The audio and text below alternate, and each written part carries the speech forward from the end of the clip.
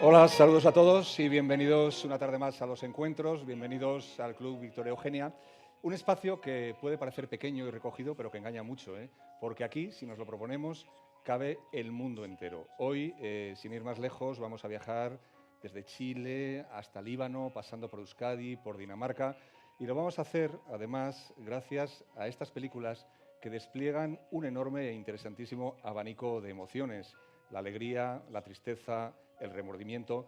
Y hablando de emociones, lo que me gustaría empezar es con una muy importante, el agradecimiento. Vamos a empezar, como siempre, agradeciendo a este grupo de cineastas el haber luchado, el haberse esforzado y el haber puesto todo su talento para realizar estas estupendas películas.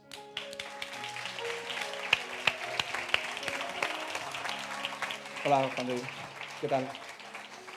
Y hoy nuestro viaje de todas las tardes de los Encuentros Zabaltegui lo vamos a empezar en Chile.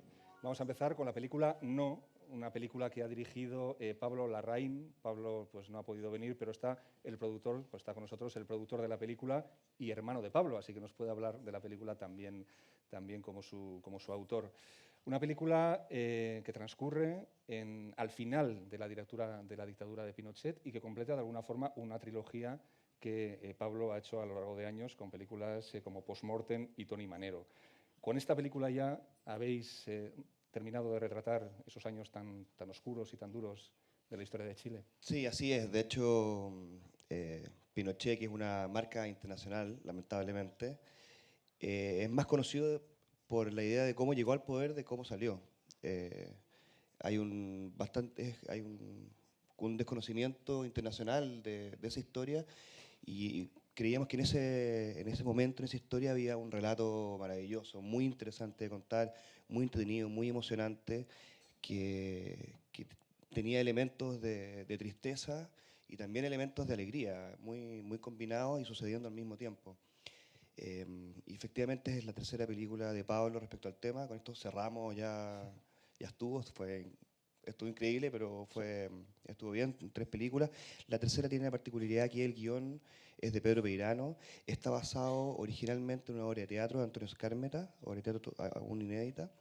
Por lo tanto, desde la obra de teatro nosotros escribimos un guión, invitamos a Gael García a participar, eh, entre un maravilloso elenco. Y nada, filmamos la película en noviembre y diciembre del año pasado, todo fue muy rápido y estrenamos en la quincena de realizadores de Cannes y fue muy emocionante. Una película que transcurre, como decimos, en Chile en el año 88 y que se centra en la campaña del referéndum que terminó pues, con la dictadura de Pinochet. Vamos a verlo. Quería mencionarles que lo que van a ver a continuación está enmarcado dentro del actual contexto social.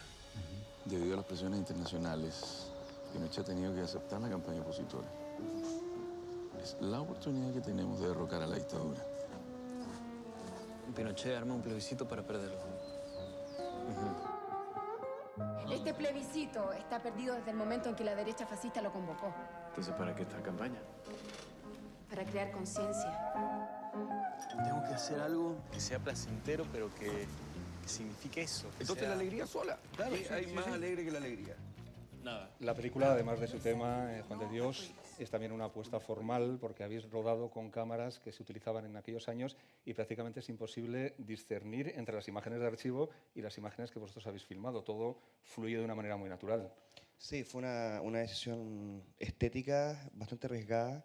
Hicimos pruebas en diferentes formatos y nos dimos cuenta que al tener la película mucho material de archivo, si tomábamos estas cámaras del 83, que es una cámara 3/4 marca Ikigami, podíamos lograr un efecto donde el espectador no advirtiera cuál era el material de época y cuál era el material nuestro, el actual.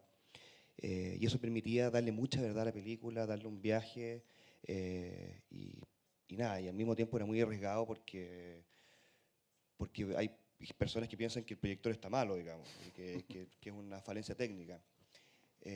Pero hemos hecho que sea un tema de conversación y después un poco de lo que pasó con The Artist, que también es 4/3, una película en blanco y negro, nos pareció como que había un espacio para poder ser así original en un formato que es a partir de una cámara a tubo, tiene otra construcción. El iPhone hace video a 720, nuestra película es 480, digamos, como ver una película en YouTube un poco.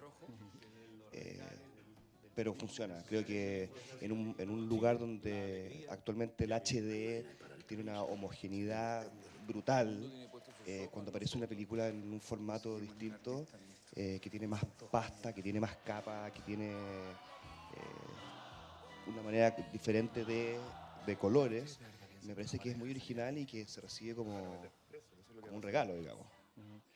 La película transcurre en un periodo muy, muy intenso, pero también tiene muchos toques de humor. Y he leído que en los pases en Chile, sobre todo en pases de la película a la gente más joven, los momentos más cómicos eran los momentos en los que aparecía Pinochet. Sí, eso es impresionante. Las nuevas generaciones, la mirada que tienen hacia el pasado a partir de la dictadura es como, más que una época así negra, oscura, es una época como fuera de moda donde Pinochet está en un lugar divertido, digamos, un lugar es como un Darth Vader gracioso. Sí, pero bueno, a la vez eso es triste, ¿no? Esa percepción, o sea, que habla mucho de Chile esa percepción también, ¿no? Que se tenga una percepción de Pinochet como un personaje casi de cómic, o sea, por un lado asusta también, ¿no?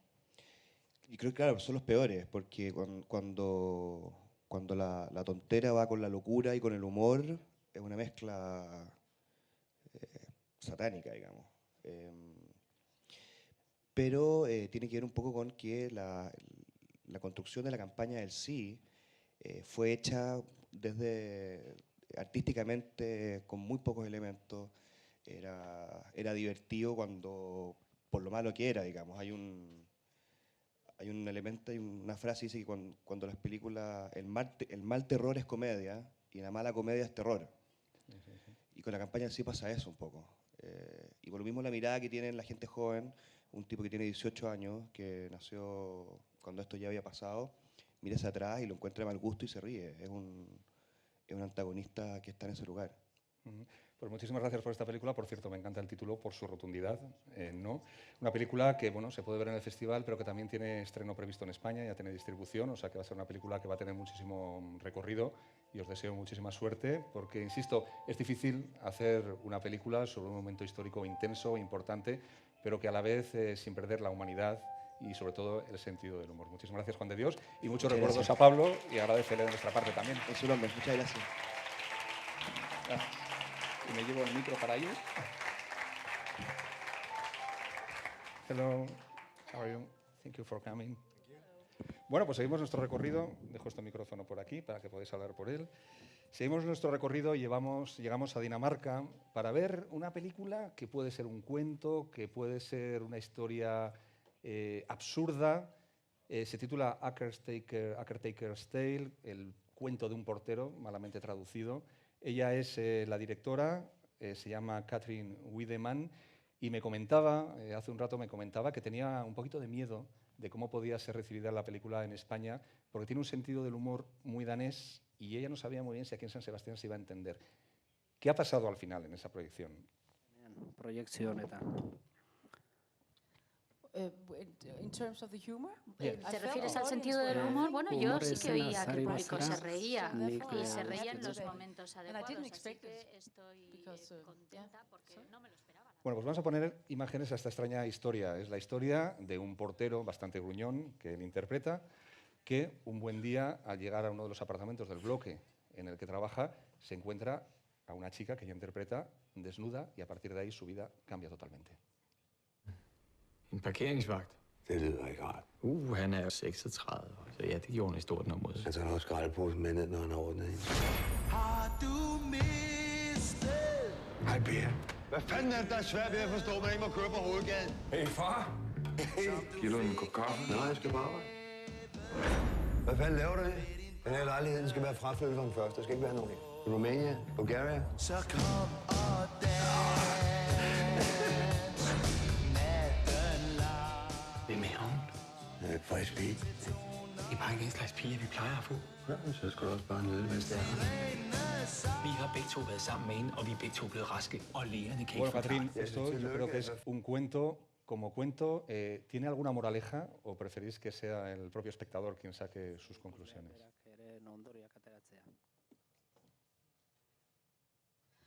No estoy intentando pasar ninguna moraleja, sino que intento que el público se plantee preguntas. Creo que es una película muy compleja, con preguntas abiertas, aunque parezca simple a primera vista, pero sí que tiene temas contradictorios en sí mismo e incluso para mí sigue siendo una película en la que yo misma no tengo muy claro qué le ocurre a cada personaje. Es algo que activa el cerebro del público, al menos Tenemos eso también, espero. como decíamos, a los actores de la película. Él es Lars Mikkelsen. No sé muy bien, la apariencia de usted es muy sonriente, muy risueño, y no sé muy bien cómo ha preparado este personaje tan oscuro, tan mal encarado, tan malhumorado. Bueno, es una cuestión del guión. En el guión él aparece así. Pero cuando estuvimos preparando, tuvimos que improvisar mucho. Y lo que hice para prepararme es lo que aparece en el guión. No hice nada fuera de lo normal, nada extraordinario. Y Julie es la misteriosa chica que aparece en ese apartamento y que cambia la vida no solo de él, sino de toda su pandilla de amigos. Supongo que ha sido un papel muy duro. Por un lado, es un papel sin diálogos. Y por otro lado, hay algunas escenas sexuales muy explícitas que no sé si te costaron específicamente.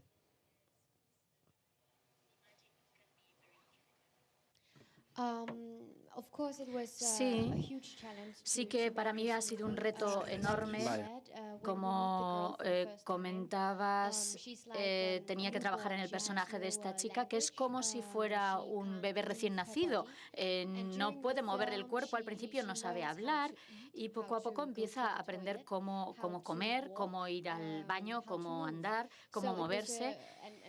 Y por supuesto, también como has dicho, hay muchas escenas bastante explícitas y yo lo afronté como actriz como algo positivo, porque para mí era un reto y enseñar mi capacidad como actriz sin hablar y en unas escenas tan duras me parecía una oportunidad de mostrar lo que puedo hacer. Y creo que aprender también del resto de los actores y que tienen mucha más experiencia que yo y de la directora ha sido muy importante. Yo me lo he tomado como una experiencia de aprendizaje y una oportunidad para mostrar lo que puedo hacer. Y ver que algo que en un principio podía ser malo, en realidad es positivo. Y estoy muy contenta con el resultado. Catherine, tú tienes una gran experiencia teatral. La película tiene algo de teatral en el sentido de que hay pues muy pocos escenarios, muchas de las escenas transcurren en los interiores de los apartamentos. ¿Esa experiencia teatral te ha ayudado a la hora de plantear la película?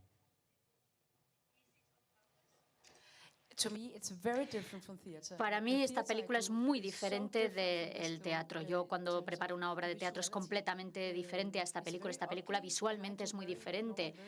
Es una película bastante fea, la estética es fea, no es agradable. Y en el teatro, al contrario, hago unas obras de teatro muy bonitas, preciosas, hermosas.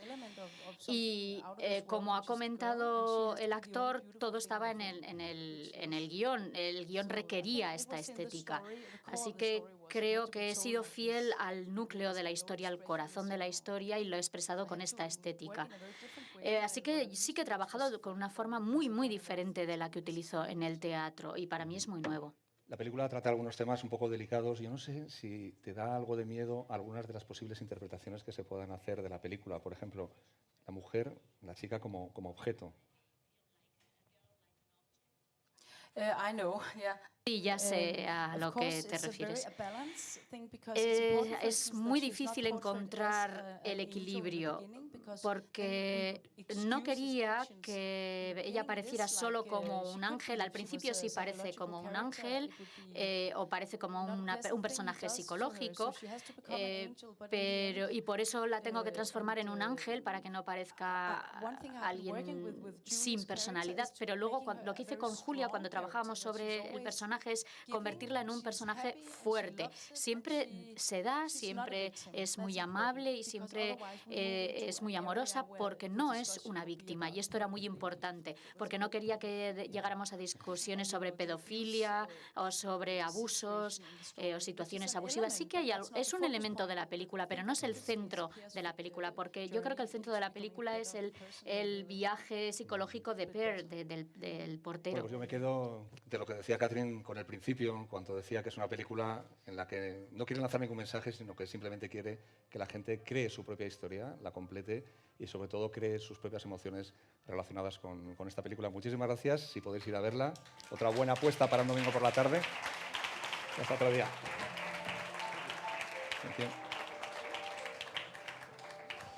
Bueno, y aquí como siempre en Zabaltegui cambiamos bastante fácil de estilo, de procedencias, de tipo de película. Ahí va. Y acabamos con los muebles también en cualquier momento. Bueno, pues nuestra tercera película de hoy es una película documental muy dura, pero a la vez también muy, muy sugestiva. Una película documental que habla de Líbano, pero que estos dos señores han conseguido que pues, pueda interpretarse o pueda adaptarse a muchos otros lugares. Es una película que habla del arrepentimiento, del perdón, de un montón de cosas muy, muy importantes y que pueden ser transportables a cualquier lugar. La película se titula, el título en inglés, Sleepless, que sería algo así como Sleepless Nights, perdón, como Noches de Insomnio, algo así. Como digo, es un documental. Están con nosotros los directores y guionistas de la película, que son Elian Rahev y Nissan Hassam. Ella es libanesa, él es palestino. La primera película es ¿por qué? Me da la sensación de que detrás de este documental hay una necesidad muy fuerte de hablar del pasado del Líbano, de hablar de lo que ocurrió y no sé si de intentar cerrar heridas.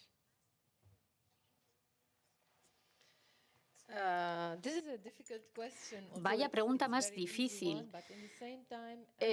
Por un lado, es una época que parece fácil de rodar, pero sí que te confronta con el por qué se quiere rodar una película sobre esta época. Por un lado, es una película muy emocional. Yo tengo muchas emociones sobre esta época. ¿Por qué se repiten los mismos procesos de guerra una y otra vez? ¿Por qué la nueva generación está repitiendo los mismos errores y lanzándose a actitudes violentas que provocan la guerra y no aprende de nada del pasado? Hemos vivido una guerra civil durante 30 años.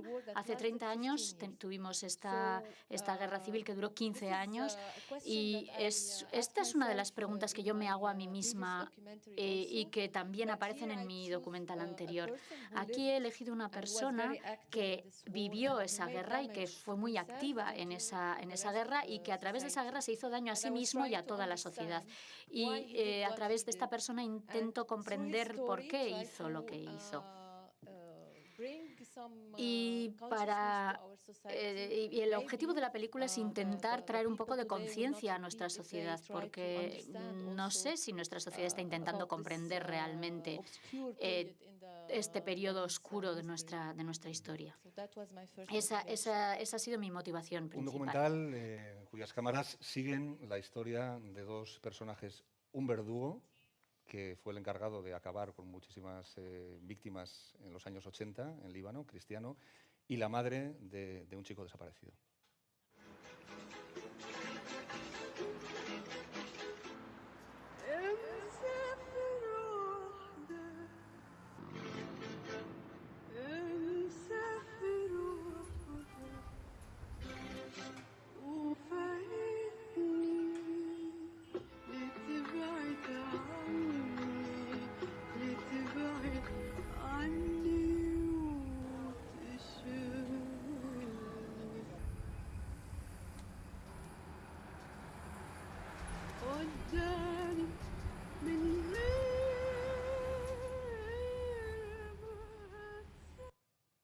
¿Cómo conseguisteis que se abrieran tanto? Sobre todo en el caso de Assad, del verdugo, es muy llamativo que alguien se abriera tanto y que aceptara que le siguierais con vuestras cámaras y hablar a las cámaras con ese nivel de sinceridad de su propio pasado.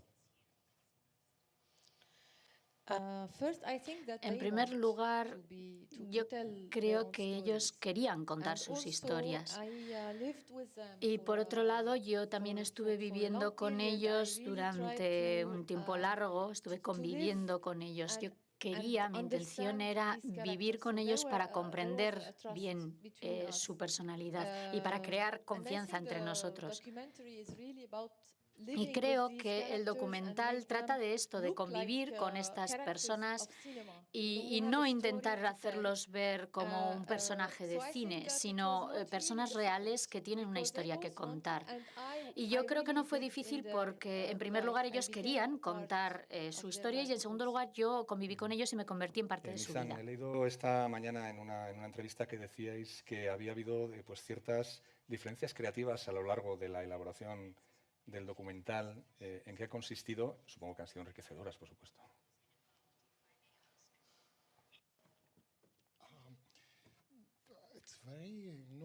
Bueno, es bastante normal que haya discusiones o que haya diferencias, creo yo. Ella tiene su propia motivación para rodar esta película y yo tengo las mías. Y no creo que las nuestras se contradigan, pero en cierto modo yo lo que busco siempre, o la pregunta que a mí siempre me mueve como ser humano, es por qué repetimos las mismas acciones negativas, las mismas acciones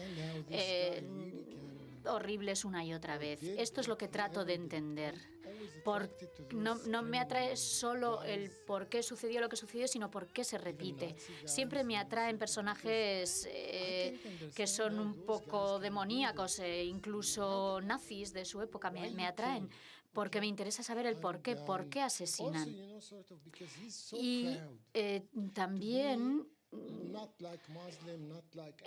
me gusta saber dónde está ese orgullo. ¿Por qué estar tan orgulloso de no ser como un occidental, de no ser como un palestino o como un israelí? Siempre detrás de los asesinatos hay valores. Y me interesa saber el por qué, porque creo que este es uno de los problemas de nuestra civilización, que no sabemos solucionar los problemas pacíficamente. Ni incluso en la democracia. Todo el mundo que piensa diferente que tú es un criminal. Y en nuestra cultura concretamente acabamos matándonos. Y siempre hay alguien que tiene unos ideales muy fuertes y que se quiere convertir en un cruzado. Y esa es una cuestión. Y luego tenemos el tema de la madre. Yo no puedo ser madre y no puedo convertirme en una madre. Pero entonces para mí es difícil comprenderlo, pero ella ha sido capaz de estar 30 años sin rendirse buscando a su hijo. Y para ella es difícil explicar esta vida porque no es una vida normal. Ya no es una vida normal. Y a mí me resulta muy difícil tratar con mujeres de este estilo porque es tan enorme lo que hacen que yo no lo abarco, no lo puedo comprender. Es una mujer que renuncia a su vida y lucha por su hijo y a la vez por curar las heridas de la sociedad. Y en este momento, con esto yo tenía problemas, pero bueno, hay otros muchos aspectos que podríamos hablar. Igual es porque yo no he perdido a nadie y no entiendo bien a esta persona. De esta película, un criminal tremendo, acabas entendiéndolo. Hay momentos en el que está a punto de arrepentirse, él tiene como una necesidad de arrepentirse y, sin embargo, no llega a ese punto de arrepentimiento, ¿no? Y da ganas, como público, de empujarle. No quiero que te arrepientas porque estoy empatizando contigo a pesar de que seas un criminal.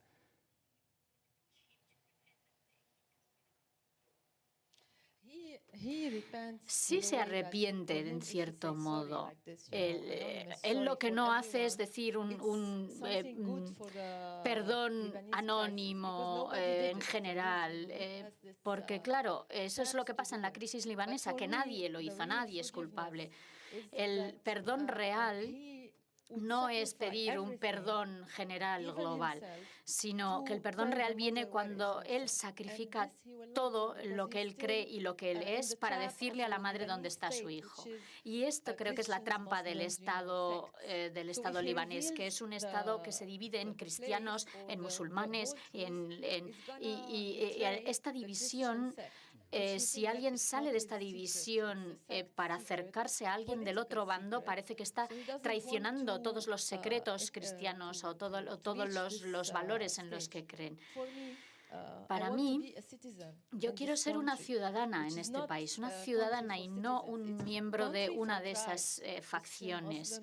Es un país para todos, para judíos, para musulmanes, para cristianos, y no vivimos como ciudadanos. Y para mí esta es la gran responsabilidad. Lo que yo quiero es que esta mujer encuentre su hijo, y por eso intento llevarles a los dos hacia ese abismo para ver si son capaces de saltar. Y esa es mi responsabilidad. Y creo que todo el mundo, a mí me gustaría que todo el mundo que vea esta película se sienta responsable de hacer lo mismo, de asomarse al abismo. Si tiene un secreto que confesar o conoce a alguien que puede aportar una solución, tengan en cuenta que hay 17.000 personas que aún están desaparecidas en Líbano. Y quiero que todo el mundo que vea la película sienta que quiere hacer algo. Y esta es mi intención final. Por esta película, una película, espero que la conversación ha sido interesantísima. La película todavía lo es más. Un documental lleno de matices y sobre todo que nos toca absolutamente a todos, porque todos en todas las culturas tenemos pasados que tenemos que arrepentirnos, de los cuales tenemos que arrepentirnos, y también pasados y futuros que tenemos que cambiar. Muchísimas gracias.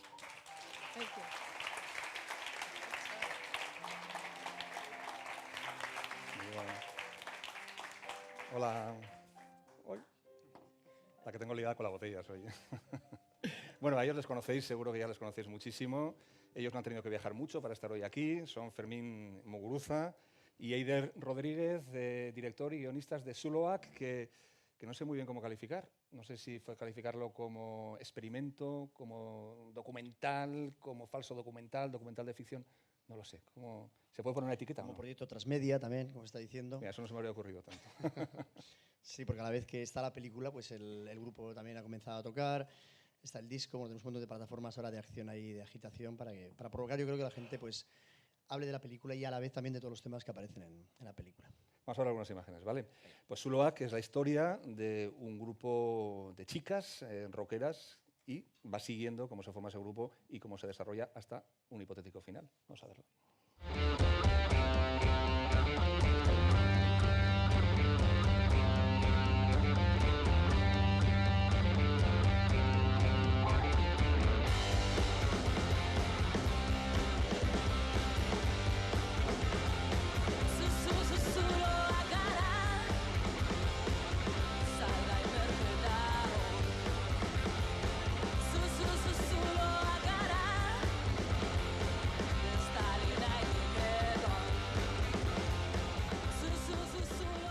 Es una acción transmedia. Como acción, ¿cómo arrancó y qué te imaginabas y qué os imaginabais al principio y qué ha resultado al final? Porque me imagino que esto ha sido muy dinámico, ha sido un proceso muy dinámico de montar el grupo, de filmarlo, de montar el documental, y que me imagino que por el camino han pasado muchas cosas que han ido cambiando el proyecto, ¿no? Sí, efectivamente. De cómo empezó a realmente, pues, a cómo hemos llegado al estreno, pues ha habido mucho camino, ¿no? Casi son 2 años de trabajo. Yo he estado trabajando antes concretamente pues, documental musical, concretamente con la película Checkpoint Rock, las canciones de Palestina. Después hizo de toda esta serie para Al Jazeera sobre la música en los países árabes. Y tenía siempre en mente el llegar otra vez a casa y poder hacer algo también, ¿no? Me atraía mucho el retratar a diversas cantantes vascas, con las que yo también había trabajado, pero que ellas dieran su testimonio. Pero para contar eso quería también inventar algo alrededor, ¿no? Que fuera un documental de ficción, o incluso pues falso documental, ¿no? Como antigénero. Y cuando tenía ya pues, un montón de ideas en la cabeza dije, bueno, tengo que buscar aquí algunos aliados, empezar a buscar cómplices, que luego al final se han convertido en casi 500 personas que han participado en esta película, pero la primera persona fue Eider Rodríguez, que es la guionista, y entonces pues a ella le conté todo esto y bueno, ella me contó también, bueno, pues como teníamos un enlace muy cercano, que voy a ser su hermana, que es Arrat Rodríguez, que está aquí también. Y poco a poco, bueno, también Lander Garro, pues es el compañero de Eider, que vive también en Hendaya, y creamos un centro de conspiración, yo creo, ahí en Hendaya, entre Hendaya, Irún y Rentería. Y empezamos a buscar también a las chicas que fueran del grupo, que están aquí también, todo el grupo. Y poco a poco pues fuimos escribiendo, reescribiendo y llegando pues un poco al final pues eso, a lo que es la película Zuluaga. Eider, una cosa que me llama muchísimo la atención son los diálogos. Las escenas que tienen son divertidísimas. ¿Hasta qué punto estaban escritas, orientadas, son espontáneas? ¿Cómo se trabajó eso? Bueno, yo en realidad soy co-guionista. Hemos escrito la película entre los dos. Y respecto a los diálogos, ¿cómo se trabajaron? Nosotros queríamos ver cuáles eran los temas que preocupaban a las mujeres de su generación, ¿no? De la generación de las componentes de Zuluaga y de la generación de Arrate también, ¿no? Que es un poco el hilo narrativo. Y en base a esos temas que pensábamos que eran para ellas claves en su vida cotidiana, intentamos construir diálogos. Esos diálogos ellas los ensayaron y ellas lo llevaron cada una a su forma de hablar y a su manera de expresarse, ¿no? Porque cada una tiene un dialecto distinto, entonces han ido como adaptándolos a sí mismas e incluso cambiando parte del guión, ¿no? Y sí, lo hemos trabajado así. Luego, a medida que íbamos descubriendo a las que iban a ser las integrantes del grupo, también ocurrían entre nosotros como guionistas cosas que decíamos, ay, tenemos un problema con tal. Pues ese problema también tomaba lugar dentro del guión, ¿no? Ha sido, como has dicho, muy, muy dinámico. Y desde la idea que teníamos al principio a lo que ha sido al final, bueno, pues hay un abismo. Bueno, la película tiene la parte esa de, entre comillas, falso documental, pero también tiene la parte de verdadero documental, en el sentido de que todo ese movimiento cultural que se ve en la película es cierto, y en el sentido también de que muchas de las entrevistas son absolutamente reales, ¿no? Con todas estas cantantes a las que vais descubriendo a lo largo de la película. Sí, bueno, de hecho son 6 cantantes de País Vasco, son concretamente Anari, Maite de Mursego, Inés del grupo Gose, Marie del grupo Spartins, África y Ayuda de Seamais, ¿no? Funcionan como piezas independientes, lo que ocurre es que, pues, como ha dicho también Eider, pues Arrate es ese hilo narrativo, entonces es ella la que está haciendo esas entrevistas, de alguna manera ella se está documentando, ¿no? Es lo que intentamos, pues, que la gente entienda. Quiere saber realmente, lo quiere recoger esos testimonios, no los enseña a nosotros, pero sí que son piezas independientes y son de documental clásico, podríamos decir, y nos llevan también luego, que luego les vemos esas mismas mujeres muchas veces están en los conciertos, viendo esos conciertos, y además hay 26 músicos también que están viendo esos conciertos que hemos montado nosotros y que de repente pues dan su opinión o cuentan pues cosas que les han pasado a ellas, como por ejemplo pues una chica que se quedó embarazada y todo el mundo le decía, bueno, para ti se acabó la música, y sin embargo fue todo lo contrario, ¿no? Porque una de las músicos que participa en este grupo pues está embarazada, pero es que se nos quedó embarazada durante el rodaje, y por eso pues al final pues resulta que la realidad también pues gana la ficción, ¿no? Entonces un montón de cosas pues se han ido, nos han hecho reescribir el guión. Y luego también, pues muchas veces eso, como Arrate siempre estaba también, con nosotros hemos sido un poco pues el power trio, que son en directo. Nosotros éramos, a la hora de escribirlo, pues muchas veces cuando nos contaba historias, a nosotros nos parecía una historia genial y la incluíamos dentro de lo que era pues el guión, ¿no? De lo que era la película. O sea que muchas veces cosas que eran realidad pues se han convertido al final en ficción, y esa frontera prácticamente pues está muy resbaladiza o prácticamente no se puede ya ni siquiera percibir. También la producción de la película ha sido pues bastante experimental y como una aventura. Habéis recurrido al crowdfunding, ¿no? También. Sí, la verdad es que el tema de la financiación colectiva ya lo conocíamos nosotros, porque yo vengo del mundo de la autogestión, o sea, a nivel musical, entonces siempre hemos trabajado pues, a nivel colectivo, y en este caso ahora que se le llama ya crowdfunding, pues entonces sí que con la plataforma Berkami de Barcelona pues ofrecimos a la gente participar, y la verdad es que se ha convertido en un proyecto colectivo, tanto por la manera de financiar la película como sobre todo la manera de implicarse la gente a la hora de realizar la película, ¿no? Porque desde que anunciamos que estábamos haciendo este proyecto, que fue en mayo, hasta ahora, hasta el Cineval, que han pasado 4 meses, toda la gente ha mantenido ese secreto del falso documental. Los músicos, la gente que fue a los conciertos, técnicos, fotógrafos, que iban subiendo fotos sobre los conciertos, ¿no? De tal manera que se crea una especie de promoción viral. Pues ya es complicado mantener un secreto así con tanta gente, con lo que somos. Y los periodistas.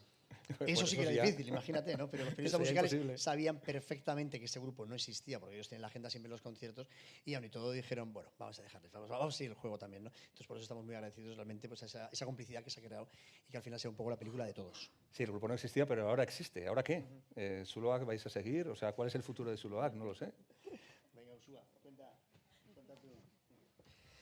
Pues el futuro de Zuloac no está claro, también lo iremos escribiendo poco a poco, pero de momento pues vamos a empezar a tocar en directo. Tenemos 20 conciertos atados y esperamos tener muchos más. Bueno, eso cuando se estrene la película además tiene distribución, ¿no? Sí. O sea, que la película se va a ver. En el festival ya no se puede ver. En el festival solo había la sesión de ayer, ¿no? No, son cuatro pases. Bueno. Lo que ocurre es que se han agotado todas las entradas. Quedan algunas, creo, para el lunes, pero se han agotado las entradas enseguida, lo cual, pues bueno, nosotros nos ha llegado de satisfacción, ilusión, y encima nos ha empujado pues animar a la gente para que la vean en el estreno que va a haber a partir del 5 de octubre. Se estrena en salas, concretamente en las 4 capitales de Euskal Herria Sur, y también en Madrid y Barcelona. Y después vamos a un montón de festivales, como ha dicho Ursúa. Estamos en Berlín, estamos en México, entonces se proyecta la película, pero también el grupo va y actúa, entonces pues la verdad es que estamos encantados. Bueno, pues qué maravilla, o sea que si podéis ir a verla ahora, y si no, pues no, cuando se estrene. Y no sé, a mí, yo estoy un poco mayor para ir de público a Zuloac, ¿no? No, para nada. Vamos, bueno, pues a lo mejor si puedo me paso. Si necesitas una inyección de repente de adrenalina, Zuloac. Bueno, nosotros la adrenalina, muchísimas gracias. La adrenalina pues la vamos a conseguir ahora tomándonos algo y mientras seguimos charlando sobre todas estas fabulosas películas de él. Hasta mañana. Muchísimas gracias.